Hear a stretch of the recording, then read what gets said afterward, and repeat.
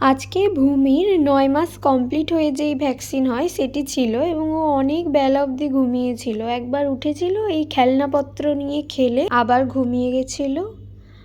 আর এই যত সমস্ত রং পেন্সিল কাঁচি এগুলো আমার খুবই প্রিয়।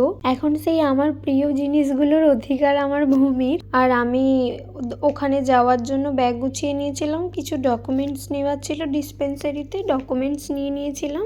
এরপর ভূমির ড্রেস আপের পালা।